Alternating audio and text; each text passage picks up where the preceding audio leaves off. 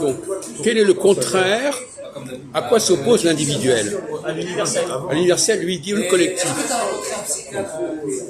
Parce que j'aimerais, l'universel s'oppose à l'individuel, l'individuel comprend le général et le particulier comprend le singulier et le collectif.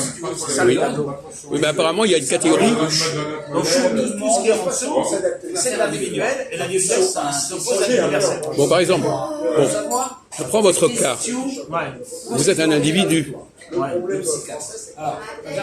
En dehors du fait que vous êtes un individu, comment est-ce que je peux vous définir? Parce qu'il y en a un qui a dit. Psychologue. Il y en a un qui a dit. Et c'est quoi la différence? C'est curieux, il y a un point aveugle là, pourtant c'est évident. On ne peut pas définir un individu. Non mais justement, non mais on peut vous décrire comme individu, si on peut dire. Et si on ne veut pas vous décrire comme individu, on vous décrit comment? L'humanité, on peut lui attribuer, mais on ne peut pas le définir. Ce qui fait sa singularité, vraiment partenaire parce que singularité, c'est par exemple le prénom, c'est l'école, on appelle ça la politique ou la marginalité. On ne peut pas la définir, on peut pas, parce que c'est comme Dieu, on ne peut pas le définir. C'est des choses qui sont indéfinissables. Oui, aujourd'hui, c'est incroyable. On peut lui attribuer des choses, mais on ne peut pas la définir de manière à lui donner ce qu'elle est vraiment. Ça lui échappe. Bon, par exemple, prenons une femme. Une femme. Bon. Elle existe à deux niveaux, une femme. À quel niveau elle existe? Elle a l'humanité. Ou bien?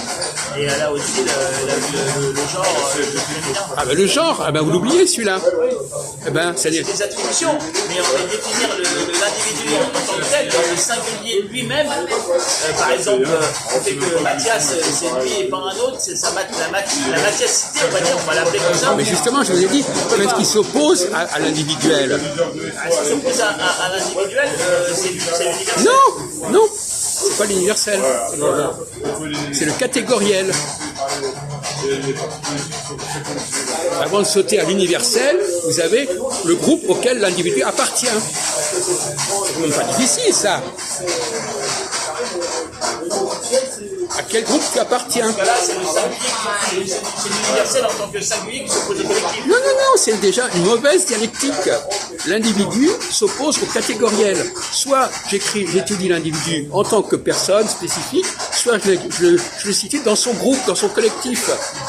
C'est pas le collectif en général, c'est son catégoriel, c'est le catégoriel. La dialectique, c'est l'individuel et le catégoriel.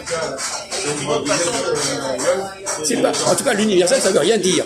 Là, c'est vraiment 0-0, universel. Ça veut rien dire. On ne peut pas décrire un individu dans l'universel, parce qu'à ce moment, il n'y a plus rien.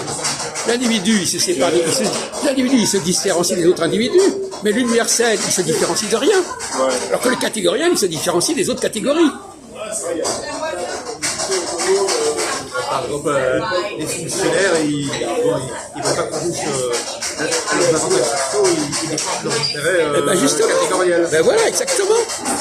C'est curieux que le mot catégoriel ne soit pas employé et qu'on nous plaque le mot universel qui ne veut strictement rien dire et qui n'apporte rien. Quand je vous ai dit que vous étiez, si je dis que vous êtes universel ou un être humain en général... Mais l'individuel reste individuel, c'est une opposition seulement dialectique. En vérité, elles ne peuvent pas s'opposer parce que là, tout ce qui est individuel est compris dans l'universel de d'une certaine manière. Vous avez, quand vous rencontrez, vous connaissez la fable du loup et de l'agneau de La Fontaine. Qu'est-ce qu'il dit à la fin? Le loup dévore l'agneau. Et l'agneau dit, ça n'est pas moi. Et qu'est-ce qu'il répond, le loup? Le loup va s'en prendre à l'agneau.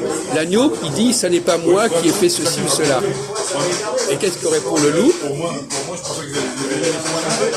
Si ce n'est toi, c'est donc ton frère. Bon. Dans l'antisémitisme, c'est la même chose.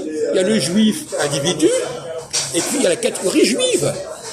Et la catégorie juive, c'est pas l'universel, c'est pas la totalité, c'est l'ensemble des gens qui appartiennent à ce groupe-là.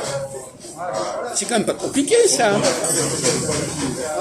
Donc il faut que vous remettiez dans votre vocabulaire le catégoriel.